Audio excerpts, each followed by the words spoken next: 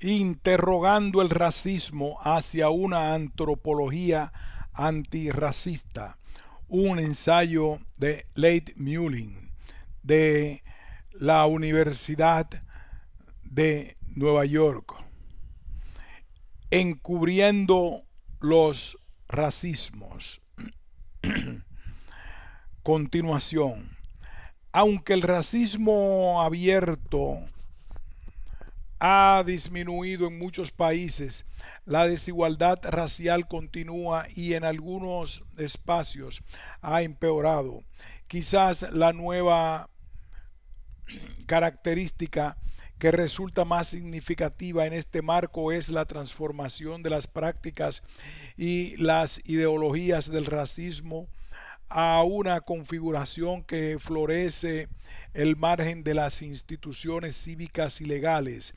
En su intento por interpretar estas nuevas y complejas formas de racismo, los investigadores han acuñado términos como racismo de laissez-faire, post-racismo, racismo informal, racismo disimulado, neorracismo o racismo cultural y fundamentalismo cultural.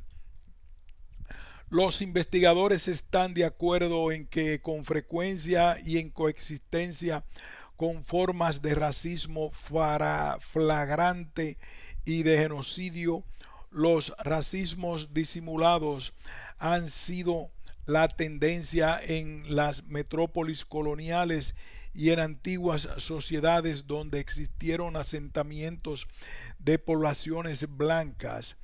Calichau 2000, por ejemplo, describe la visión postracial que emergía en la década de 1970 como parte del reposicionamiento moderno del Estado australiano, donde la tendencia había sido expugnar u ocultar las referencias a los aborígenes en tanto raza, mistificando las diferencias construidas históricamente y oscureciendo así las razones para explicar las desigualdades contemporáneas y la necesidad de restitución. En Sudáfrica, donde la racionalidad por el apartheid fue un esencialismo cultural racializado, la sociedad permanece profundamente estratificada por razas. La retórica del multiculturalismo y del daltonismo racial es empleada para sugerir que el campo de juego está nivelado, facilitando la ampliamente reconocida oposición de los blancos a las acciones afirmativas, a la redistribución y a otras formas de justicia compensatoria. En Europa, los investigadores han descrito un nuevo racismo que no depende de las nociones de inferioridad biológica, pero que, sin embargo, se apropia del concepto de cultura y del derecho a ser diferente para asegurar un neorracismo que esencializa las diferencias culturales como infranqueables. Existen algunas diferencias en las opiniones acerca de si esto es una formulación de racismo, una revisión del racismo científico de antes del siglo XVIII, para el que las diferencias culturales eran irreconciliables. Fredrickson, o como lo plantea Stolke, un fundamentalismo cultural basado en la noción de ciudadanía y distinto del racismo tradicional basado en la biología.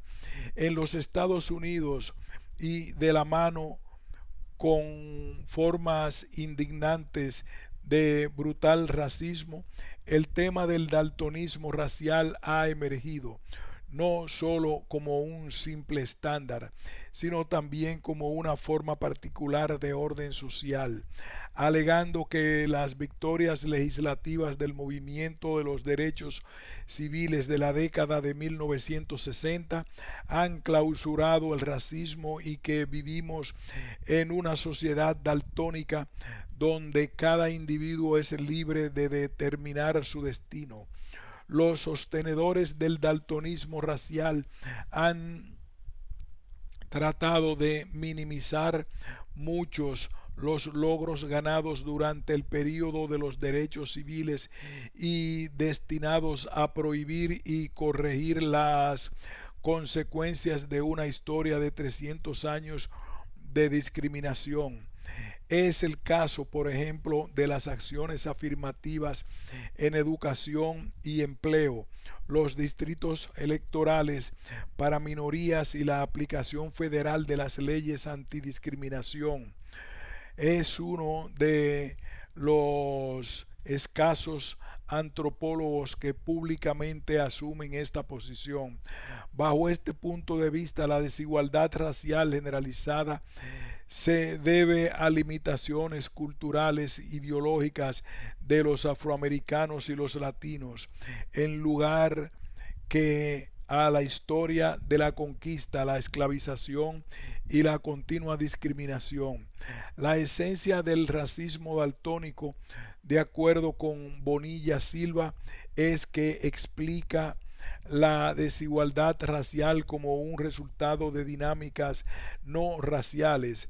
Estos marcos irónicamente incorporan el lenguaje de la lucha de los derechos civiles con su llamado a los individuos a ser juzgados no por el color de su piel, sino por el contenido de su carácter.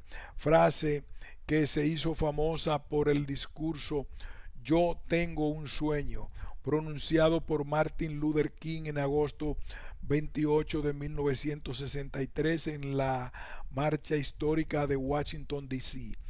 El trabajo de Lee D. Baker sobre la situación de los nativos hawaianos, aquellos descendientes de los polinesios originales que poblaron las islas antes del contacto británico, de la dominación de los Estados Unidos y de su posterior integración en 1898, es ilustrativa de esta tendencia. En 1978 el gobierno de Estados Unidos cumplió su compromiso explícitamente prometido al momento de su conversión en 1959 a la categoría de Estado, de separar un 20% de los ingresos de 1.4 millones de acres de tierra hawaiana para mejorar las condiciones de los nativos de la isla, quienes estaban en el fondo de la escala económica. Por 22 años, la Oficina de Asuntos Hawaianos, elegida por gente de ancestro hawaiano, usó el dinero para favorecer la formación laboral, los servicios de salud, la educación, la construcción de vivienda, así como para la promoción de la cultura nativa. En 2000, en el contexto de una campaña ampliamente financiada por grupos conservadores, entre ellos ocupando un lugar predominante la campaña por una América daltónica, la Corte Suprema de los Estados Unidos falló que la elección de los comisionados a la Oficina de Asuntos Hawaianos era inválida porque solo los nativos hawaianos estaban autorizados para votar, y esto desvalorizaba la dignidad y el valor de las personas a ser juzgadas por su ancestro en lugar de por su mérito. Aunque hay variaciones importantes entre estos racismos nacionales y regionales, todos se enfatizan en razones culturales e individuales para explicar la desigualdad. Esto no es contrario a lo que sucede en el modelo latinoamericano que generalmente ha privilegiado la cultura sobre la raza y en el cual coexiste una amplia discriminación racial con una ausencia de leyes formales que refuercen el racismo, al tiempo que con una ideología oficial que lo niega. eh, en Brasil, por ejemplo, el continuum de color en lugar del modelo One Drop, una gota de sangre, y la ideología de la democracia racial han servido tradicionalmente a la explicación de las limitaciones de progreso, atribuyéndolas a fracasos individuales, en una educación insuficiente o a deficiencias culturales. Guimares, 2001. En Colombia, las poblaciones negras e indígenas han enfrentado diferentes desventajas en el marco de la ideología oficial del mestizaje, la cual sostiene que el país es una nación mezclada, mestiza, y que viene acompañada por la popular noción de blanqueamiento que devalúa la negritud. Ahora bien, también es cierto que la introducción del lenguaje de la cultura mandami no es nueva. Históricamente el racismo ha involucrado la cultura y la biología. En las Indias holandesas, por ejemplo, la raza nunca fue un problema exclusivo. Ahora bien, también es cierto que la introducción del lenguaje de la cultura mandani no es nueva. Históricamente el racismo ha involucrado la cultura y la biología. En las Indias holandesas, por ejemplo, la raza nunca fue un problema exclusivo de la psicología. Aquí, la competencia entre un rango de distinciones culturales pudo establecer una noción de estatus equivalente a la europea y asegurar las mismas protecciones de privilegio. En los Estados Unidos los paradigmas entrecruzados de biología y cultura han proporcionado el marco explicativo principal para la desigualdad racial, a pesar del énfasis reciente en tropos culturales.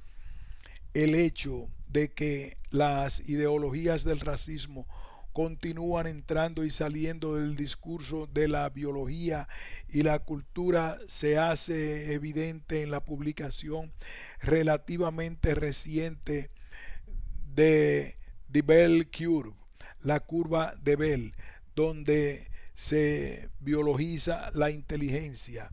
Ver Marx 2005 para una reseña crítica, así como en la reivindicación de una cultura de la pobreza en las clases marginales. Estas nuevas formulaciones, similares a formas tempranas de racismo, buscan hacer que lo social aparezca como natural y que la desigualdad despiadada aparezca como sentido común. No obstante, hay importantes distinciones entre estas concepciones de ayer y de hoy. La nueva ideología racial está íntegramente relacionada con el proyecto hegemónico del neoliberalismo, el cual se basa en mercados abiertos sin restricción, en mercados flexibles, en el rol degradado del gobierno, por lo menos para las funciones redistributivas, y en la productividad como medida del valor de los individuos y de la responsabilidad personal. La nueva ideología incorpora algunas nociones, pero al tiempo habla el lenguaje del mérito individual, la libertad de elección y la diferencia cultural como el neoliberalismo. Estos marcos explicativos contemporáneos facilitan la negación del racismo y ocultan los mecanismos internos del sistema social al atribuir la desigualdad contemporánea a la cultura individual y a la meritocracia.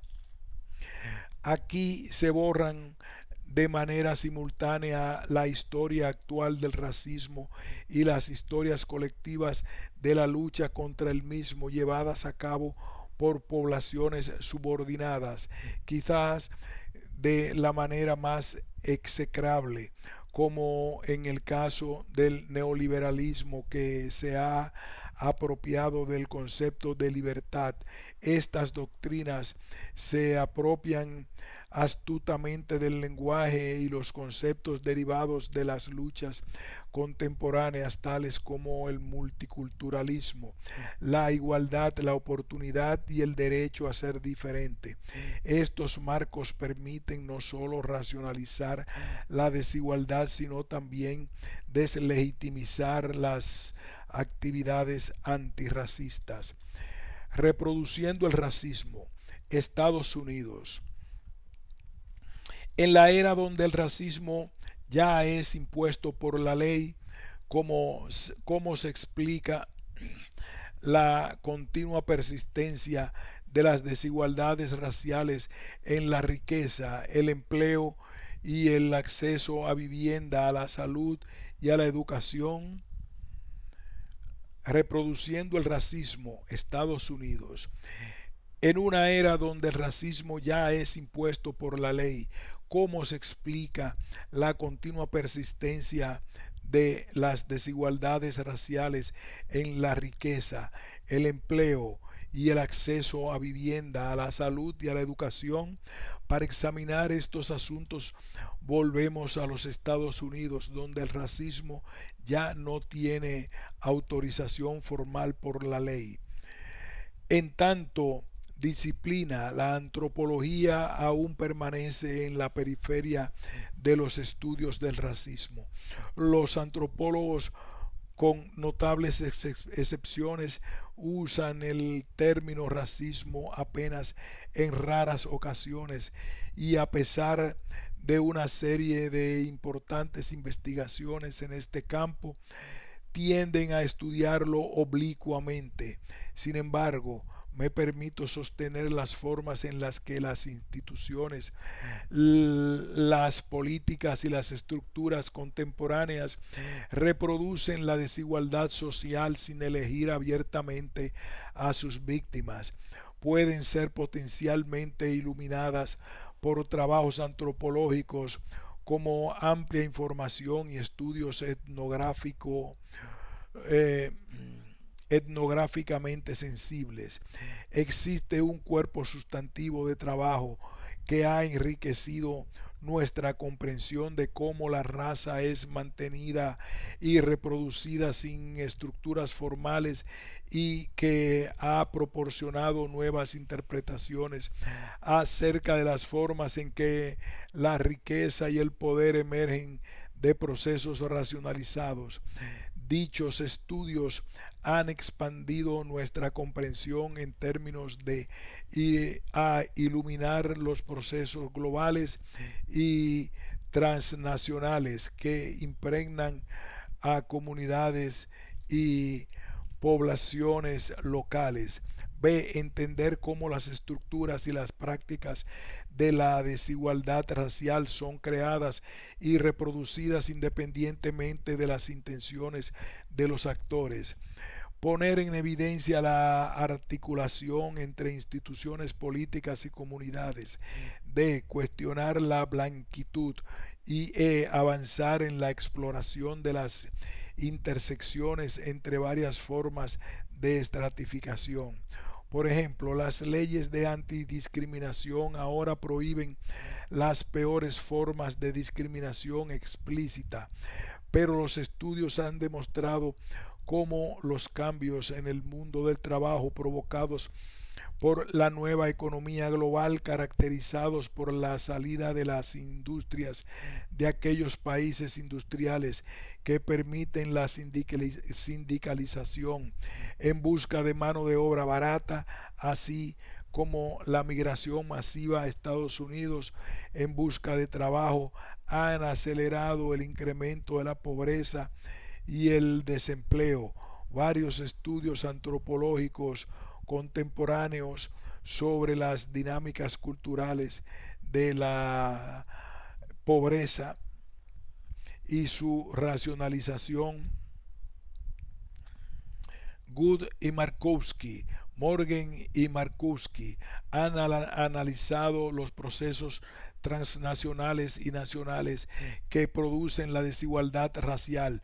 Otros estudios antropológicos han tomado un enfoque etnográfico para documentar cómo estos procesos estructurales interactúan con las actividades y actitudes de los empleadores o con las alegadas reglas neutrales de antigüedad para fortalecer la restricción de las oportunidades de trabajo para afroamericanos de bajos ingresos.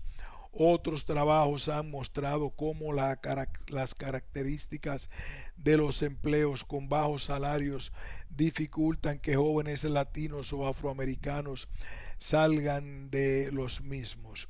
Incluso otros estudios han demostrado cómo el declive del sector público y las privaciones Incluso otros estudios han demostrado cómo el declive del sector público y la privatización o un ambiente de trabajo hostil limitan la seguridad económica de los profesionales afroamericanos. Análogamente, aunque la segregación residencial ya no está amparada en mecanismos formales de discriminación legal, la discriminación espacial hoy es casi tan intensa como en el pasado. La detallada descripción de Sanjek de las prácticas de exclusión de propietarios, agentes inmobiliarios, políticas públicas y residentes blancos para mantener segregado el mercado de viviendas en un barrio de Nueva York, así como la resistencia de los afroamericanos residentes, ofrece un análisis matizado de cómo la segregación residencial es reproducida y mantenida. Ver también Gregory. En En el contexto contemporáneo, las luchas por los barrios ya no son una lucha por comunidades segregadas, sino una preocupación por la gentrificación y la consolidación de sectores. Por ejemplo, barrios privados acaudalados encuentran que ya no es necesario ubicar señales de solo blancos para preservar enclaves que son virtualmente exclusivamente blancos. Otros estudios subrayan cómo varias instituciones, prácticas y representaciones se refuerzan entre sí para producir la desigualdad racial, dado que Estados Unidos es el más ávido encarcelador del mundo de las personas racializadas. Los científicos sociales han empezado a interrogar los mecanismos a través de los cuales las políticas y las prácticas en los medios de comunicación, en la educación y en la justicia criminal fortalecen la criminalización de la gente de color. El estudio etnográfico de Ferguson en un colegio demuestra que aunque en las operaciones diarias la escuela es de tónica. Al final esta arrastra a los niños afroamericanos a prisión a través de prácticas institucionales y representaciones culturales. Las prácticas de los medios de comunicación frecuentemente racionalizan el indiscriminado encarcelamiento de hombres negros, la guerra contra las drogas, el encarcelamiento masivo, la destrucción de comunidades urbanas y la gentrificación pueden estar espacialmente vinculados para construir contextos de desventajas acumuladas. Aunque la coerción ocupa un lugar preponderante en la historia de la gente racializada, la racialización no puede ser posible sin la construcción de consentimiento entre la mayoría de euroamericanos. Los estudios sobre la blanquitud han emergido en la última década a medida planteando críticas mixtas. Existe de hecho un número significativo de estudios y proyectos sobre este problema. Algunos de estos proponen argumentos basados en la simetría de la racialización blanca para una discusión sobre este proceso en la formación de sindicatos de estudiantes blancos. Verbier 1998, mientras otros se han enfocado exclusivamente en la construcción de la identidad blanca. En este contexto, el argumento de Page de que la blanquitud no es una cultura sino una conducta aprendida y una afirmación cultural promulgada sobre la naturalidad y la veracidad de la hegemonía europea merece ser tomado en consideración. Page 1997 a 561. Para su crédito, sin embargo, algunos estudios sobre la blanquitud han logrado descentralizar la naturalidad de dicho concepto, subrayando los aspectos relacionales y dialécticos de la raza y el racismo, y recordándonos que toda acumulación está inextricablemente conectada con la acumulación y que las desventajas estructuradas son inevitablemente el fundamento del privilegio. Un grupo de estudios en distintas disciplinas explora los diversos aspectos de las ventajas de la población blanca. Es el caso, por ejemplo, de la blanquitud como propiedad, Harris 1993, o del valor monetario de la blanquitud asociado a las ventajas que se acumulan para los blancos como resultado de la discriminación en los mercados de vivienda y en las oportunidades de empleo, incluso sin transferencias intergeneracionales. Los antropólogos han aportado una importante perspectiva etnográfica, centrando su atención en las prácticas cotidianas y los efectos mediadores de la historia, la raza, la clase, el género y la ubicación espacial. El estudio etnográfico de Bush analiza las experiencias de estudiantes blancos a partir de una pregunta sobre las formas cotidianas e irreflexivas en las que los blancos participan en el mantenimiento de privilegios. La racionalización está incrustada en todos los niveles de la sociedad y Hill explora todas las formas en las que el uso del lenguaje puede funcionar para elevar la blanquitud al representar el espacio público blanco como invisible y normativo. El mensaje de Hartigan en el estudio de 3 comunidades de Detroit es que la blanquitud no es homogénea y que la clase, el género y la localidad realmente cuentan, aunque reconociendo la inestabilidad, la ambigüedad y la especificidad en la forma en que la blanquitud opera con respecto a la clase. Del énfasis de Hartigan en lo local le impide darse cuenta que la situación de localidad que él describe es particularmente atípica. En efecto, el gobierno local de Detroit está dominado por afroamericanos, contrario a lo que ocurre en la mayoría de las municipalidades de los Estados Unidos.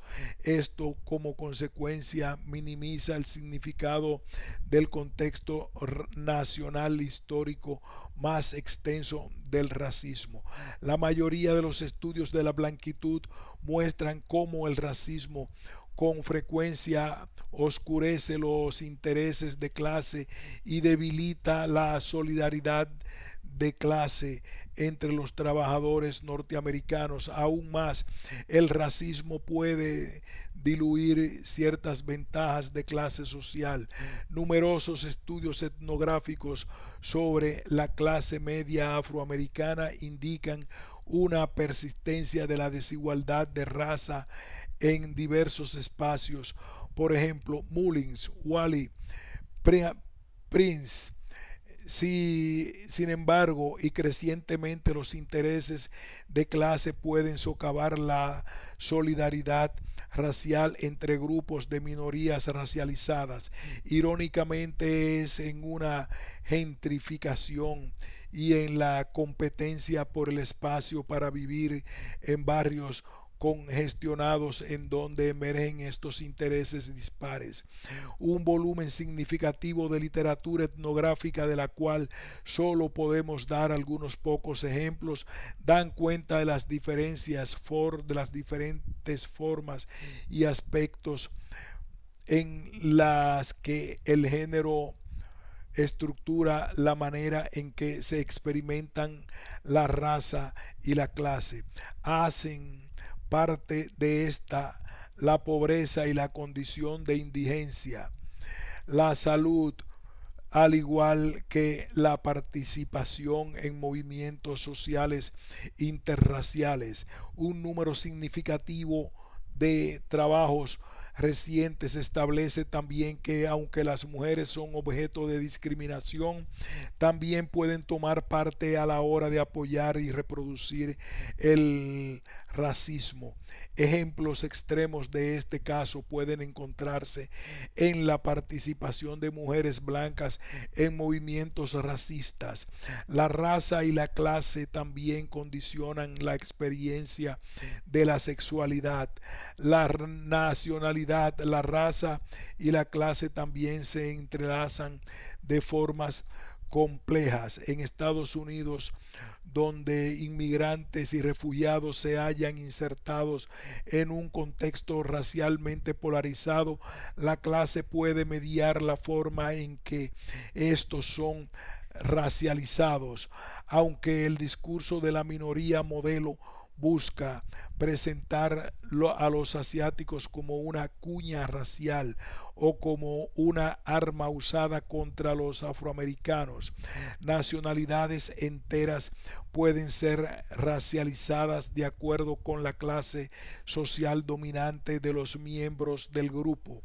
ONG nota que en el caso de los inmigrantes asiáticos, los atributos de clase están racializados. Los chinos ricos son más claros, mientras los camboyanos más pobres y más oscuros pueden ser comparados con afroamericanos. Los inmigrantes y los visitantes también son evaluados de manera diferente de acuerdo con estatus de su tierra natal en el sistema mundo, el cual puede hasta cierto punto mediar el fenotipo, aunque estos estudios proveen una base para entender cómo variables complejas de desigualdad interactúan en instancias, tiempos y lugares particulares, aún permanece el desafío de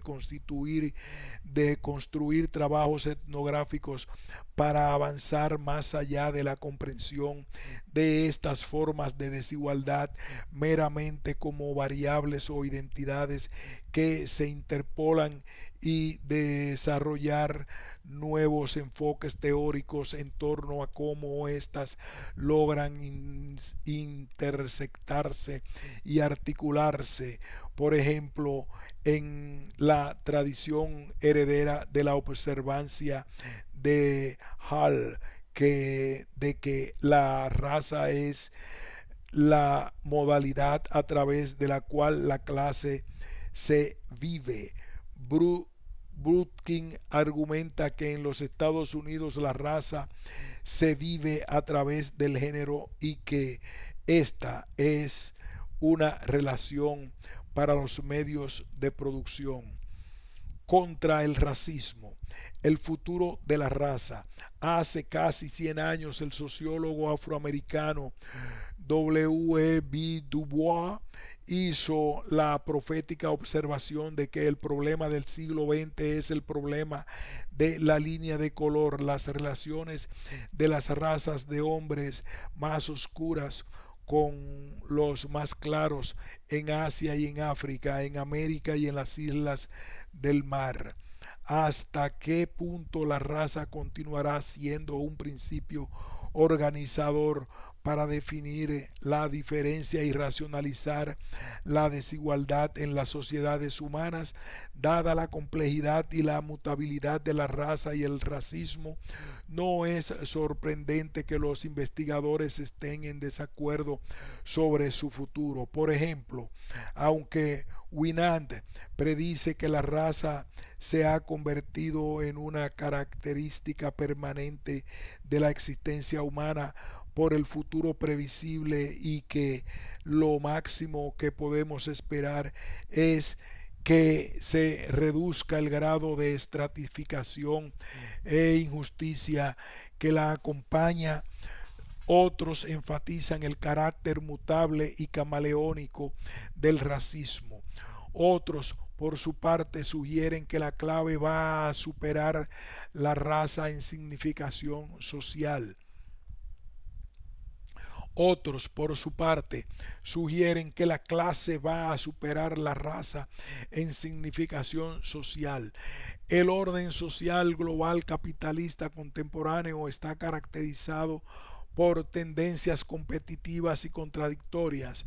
A medida que declinan las funciones redistributivas del Estado-nación y millones de personas cruzan fronteras para competir por trabajos y recursos limitados en contextos de reciente desigualdad y estratificación, hemos venido siendo testigos de la intensificación de diversas formas de construcción de la raza.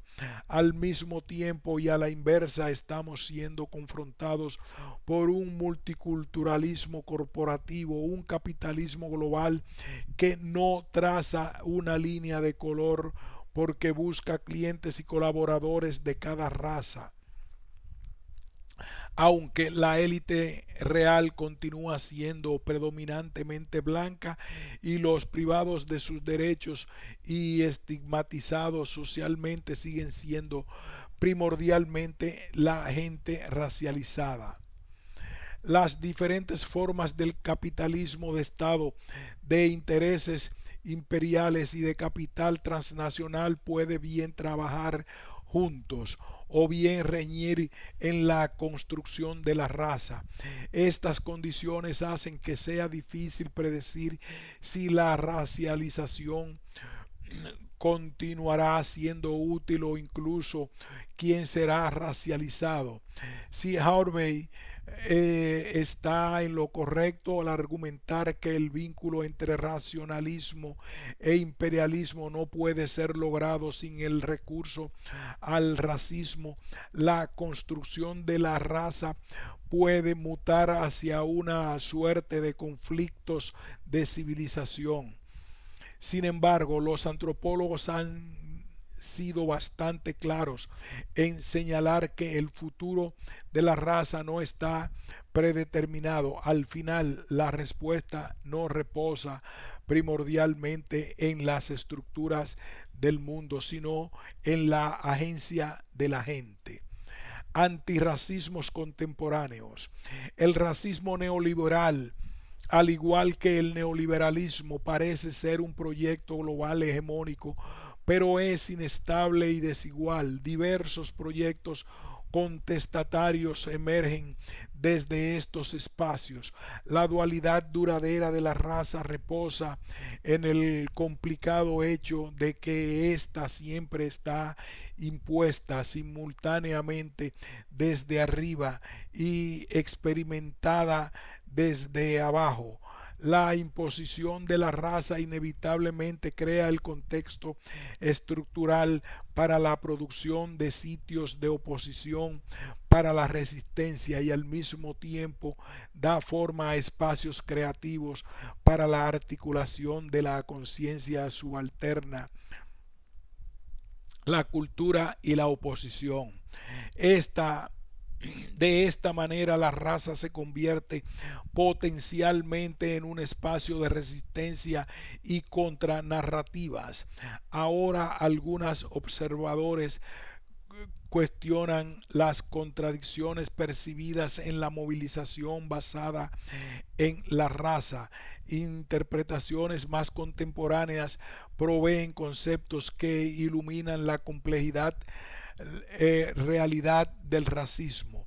El concepto de racismo estructural, el cual se refiere a aquellas dinámicas de instituciones económicas y sociales a través de las cuales grupos racializados se convierten sistemáticamente en marginalizados o excluidos.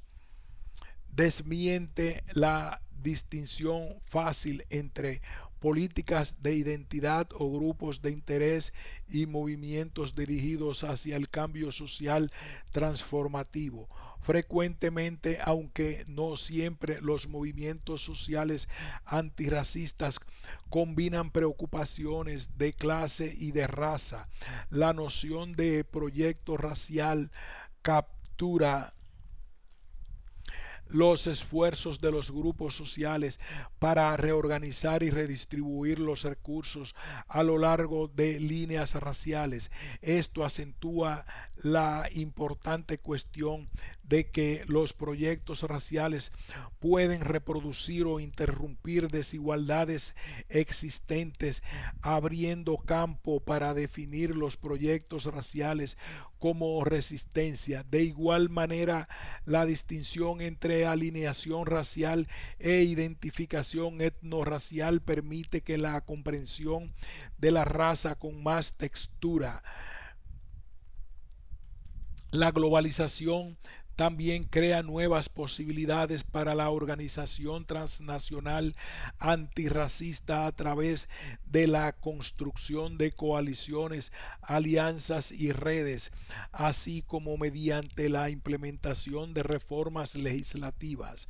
Con el incremento de una fuerza de trabajo transnacional y la renuencia y o inhabilidad de los estados para atender reivindicaciones a través de la justicia redistributiva, hay una conciencia creciente entre los movimientos antirracistas de que estos deben interactuar a escala mundial.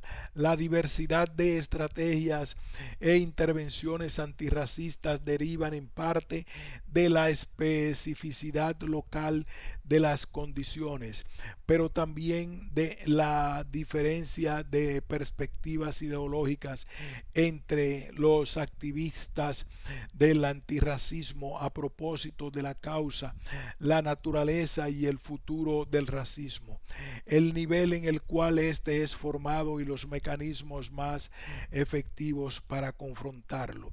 Existe un amplio conjunto de acciones de coalición que abordan problemas tales como el acoso policial, la violencia racista, los servicios sociales, los derechos de voto, los movimientos sociales racistas y los derechos de inmigración. Véase, por ejemplo, Antías y Lloyd, Browser. Estos proyectos han utilizado una variedad de estrategias políticas y prácticas antirracistas que incluyen intervenciones antirracistas individuales, demandas de políticas públicas y reformas legislativas que pueden incluir medidas de compensación específicas, por ejemplo, acción afirmativa, restitución, derechos a la tierra o reparaciones. Algunas de estas han sido controversiales. Los investigadores han cuestionado el valor del entrenamiento individual y de los talleres antirracistas en ausencia de intervenciones más estructurales. De igual manera, las demandas por medidas de compensación como las reparaciones han sido objeto de amplio debate. A pesar de las exitosas campañas de reparación en nombre de los judíos y los japoneses americanos, algunos expertos ponen en duda su implementación para los afroamericanos y las poblaciones afrodiaspóricas, pues piensan que éstas en contraste son inusualmente complejas. A la inversa, Corlett y Marable proponen un convincente caso para las reparaciones en los Estados Unidos a nativos americanos y a afroamericanos.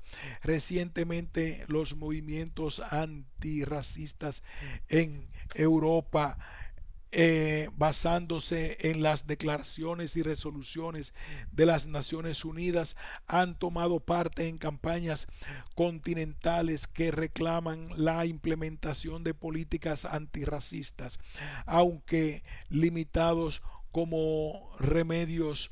Estos esfuerzos han servido como importantes herramientas de organización.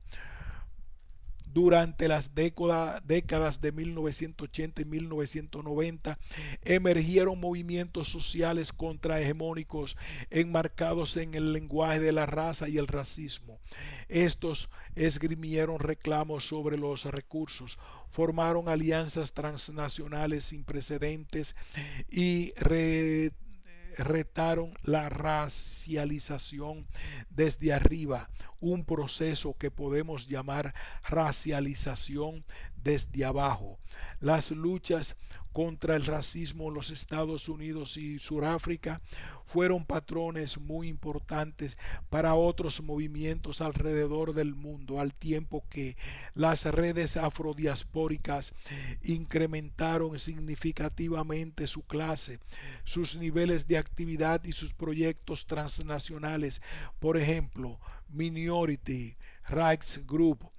El desarrollo de estas organizaciones y movimientos está teniendo resonancia en áreas como Latinoamérica, donde las ideologías que glorifican la mezcla de las razas y la ausencia de la segregación legal han inhibido esta clase de movimientos, en contraste con la segregación racial de los Estados Unidos y Sudáfrica, donde han existido por mucho tiempo movimientos para la equidad racial. Al otro lado del mundo, los aborígenes australianos también están incorporando el lenguaje de la raza para afirmar su identidad de oposición. En los Estados Unidos hay un movimiento creciente entre jóvenes puertorriqueños y dominicanos que busca reafirmar su pertenencia a la diáspora africana, en lo que constituiría una doble conciencia latina. La cultura popular juega un rol estratégico, aunque controversial, creando y sosteniendo identidades afrodescendientes y estableciendo pertenencias a una diáspora africana más amplia. La adopción e indigenización de formas de cultura popular como el hip hop y la incorporación de varias formas musicales de la diáspora proveen medios para la comunicación diaspórica y en algunas ocasiones para la organización contrahegemónica. De manera análoga, las poblaciones indígenas se han vuelto más exitosas en sus intentos de organización hemisférica desde la importante reunión de Quito, Ecuador, en 1991, a la que asistieron 120 representantes de organizaciones y naciones indígenas.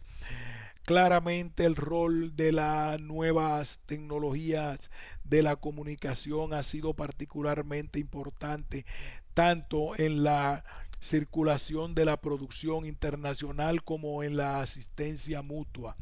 Como resultado de estas movilizaciones y actividades en las últimas 2 décadas, muchas naciones centroamericanas y latinoamericanas, incluyendo Brasil, Bolivia y Colombia y Nicaragua, han aprobado leyes que reconocen sus poblaciones multiculturales y que en algunos casos otorgan derechos constitucionales y títulos de tierra.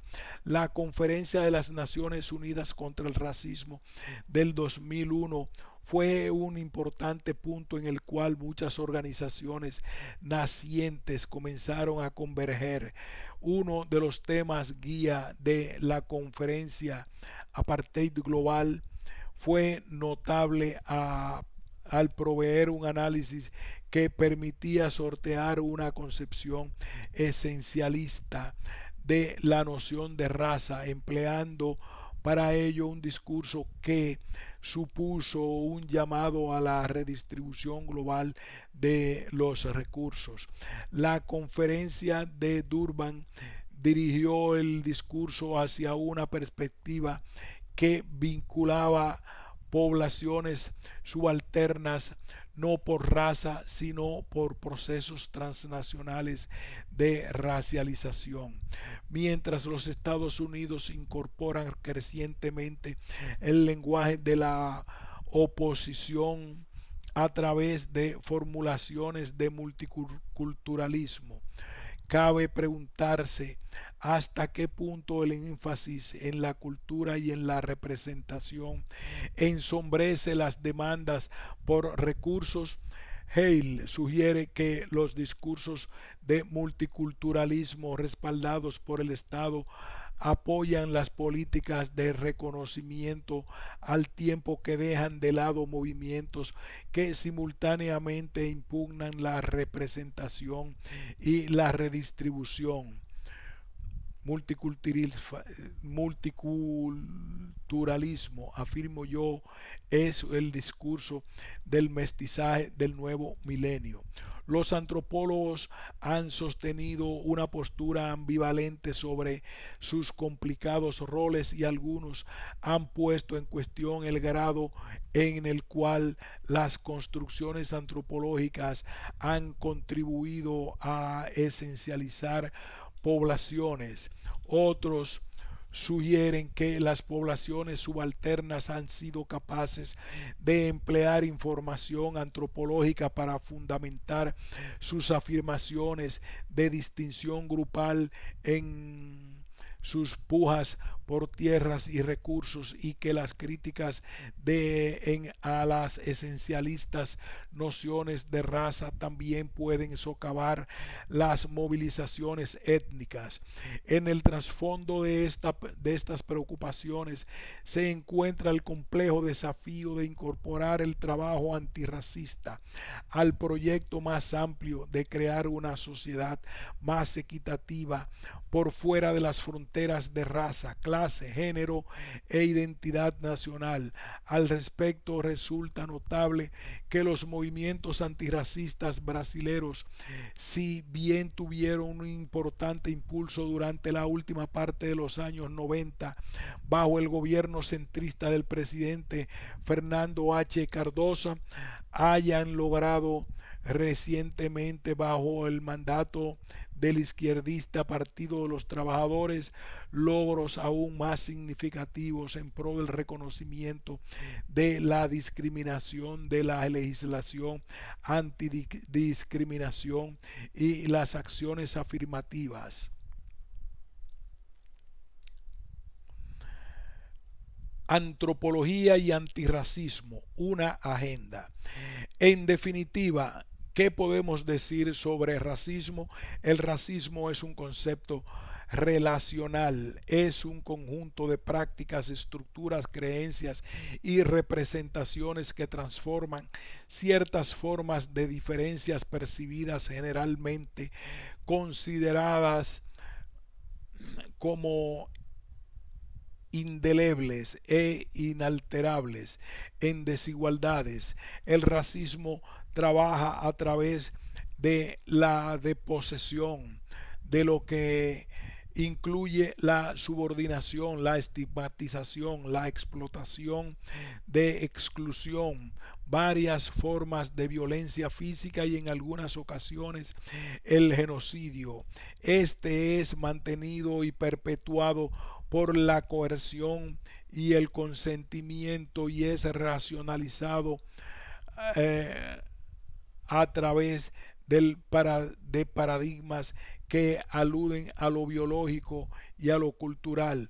Adicionalmente, el racismo está en varios grados, así como en temporalidades, espacialidades y espacialidades en varios grados, así como en temporalidades y espacialidades específicas, entrelazado con otras formas de desigualdad, particularmente de clase, de género, de sexualidad y de nacionalidad. ¿Qué tienen que abordar los antropólogos en relación con el racismo y sus consecuencias? Primero, debemos empezar por hacer un escrutinio de nuestra propia disciplina. Blakey observa que hay una tendencia en los practicantes de nuestra profesión antropológica a negar la perversidad del racismo en su propia historia y a atribuir el pensamiento racista a individuos con aberraciones. Al tiempo, Murcopadi y Moses sugieren que la antropología necesita confrontar su historia de ayudar a erigir el edificio ideológico del racismo y el determinismo biológico. La antropología es una de las disciplinas menos integradas al lado de la arqueología y sin duda de antropología física, siendo un euroamericano en un 99.9%. Así pues, es importante para los antropólogos entender y actuar en la diferencia entre diversidad y acción afirmativa. Aunque ambos objetivos son laudables, las mediciones de diversidad no necesariamente abordan las injusticias históricas provocadas por el racismo, aunque las acciones afirmativas de hecho provean diversidad. También es importante confrontar la manera en que la raza, la clase y el género estructuran la producción del conocimiento. Bowles, por ejemplo, argumenta que incluso entre algunas antropólogas feministas se subvalora el trabajo de las feministas negras dada su agenda antirracista. Debemos presentar atención a la reestructuración de nuestros manuales universitarios y cuestionar nuestros enfoques pedagógicos. El análisis de Chaklin sobre los manuales de antropología cultural encontró que solo 4 de 11 manuales abordaban el racismo y que los estudiantes en los cursos introductorios podían aprender acerca de la raza, pero generalmente no se les enseñaba sobre el racismo. Todo esto requerirá de una interpretación del concepto de cultura, las limitaciones del enfoque boasiano de la cultura con sus muchas confluencias, su ahistoricidad y su falta de aterrizaje a procesos económicos y del poder han hecho que ésta se convierta en una noción esencializada, lo mismo que ocurre con el concepto de raza. Esto lo podemos ver en los conceptos de cultura de la pobreza y clase marginal en los Estados Unidos, así como en la idea de cultura como diferencia irreconciliable plasmada en los nuevos racismos de Europa, en el daltonismo racial en los Estados Unidos, al igual que en el esencialismo de las variedades liberales del multiculturalismo. Un concepto apropiado de cultura tiene que confrontar la economía política e incorporar las relaciones de poder.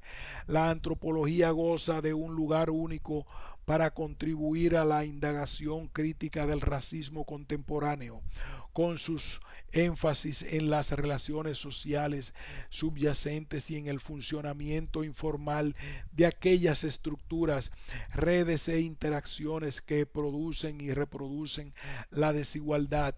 Esta disciplina cuenta con una caja de herramientas hecha de diferentes perspectivas teóricas y metodológicas que se presta para interrogar las nuevas formas de racismo estructural y desenmascarar los guiones ocultos del proceso a través del cual la diferencia se transforma en desigualdad. Esta empresa demanda investigaciones históricas y etnográficas de larga duración sobre las complejas representaciones, instituciones y prácticas a través de las cuales el racismo es continuamente reproducido, incluyendo prácticas de contratación, de acceso a educación y a vivienda, de racismo ambiental y prácticas cotidianas. También se requiere estudiar la coerción en forma de brutalidad policial, la configuración del complejo industrial de las prisiones y el consentimiento y privilegio en cuanto a las formas de blanquitud. Este propósito debe estar fundamentado en una interpretación crítica de la raza, no como una cualidad de la gente de color, sino como una relación desigual que involucra la acumulación y la desposesión. Los antropólogos tienen que resistir el uso de la voz pasiva exonerativa y nombrar claramente el racismo y las fuerzas que lo reproducen. Esto requiere ir más allá del mero indicar que la raza es una construcción social y supone confrontar abiertamente el grado en el que el racismo estructural está perversamente incrustado en nuestro sistema social. La investigación antropológica tiene el potencial de descubrir la naturaleza sistemática y dinámica del racismo y de identificar los mecanismos subterráneos a través de los cuales la hegemonía racial es, por un lado, perpetuada y por el otro deconstruida. Finalmente, los antropólogos tienen que afrontar el problema del compromiso público y la praxis. No importa cuán excelente sea nuestra investigación sobre el racismo, esta será irrelevante hasta que seamos capaces de sacar nuestro análisis de la academia y exponerlo en el discurso público. El análisis antropológico del antirracismo ya ha hecho contribuciones efectivas para estructurar los contextos en pro de iniciativas activistas como la desegregación y otros movimientos sociales, como lo observa Baker, así como estos movimientos rechazaron las construcciones raciales, también constituyeron las fronteras de la antropología al interior de la decadencia y representaron una realidad diferente a los académicos, permitiendo que se reimaginaran sus conceptos de raza. Necesitamos construir una Valencia sobre la base de esta tradición intelectual y expandirla. Agradecimientos. Estoy muy agradecida con Lee de Baker, Michael Blake, Karen Brutkin, Dana Davis, Amy Schultz y especialmente con Manning Marable por tomarse el tiempo para suministrarme valiosos comentarios sobre este texto. Fin de este ensayo.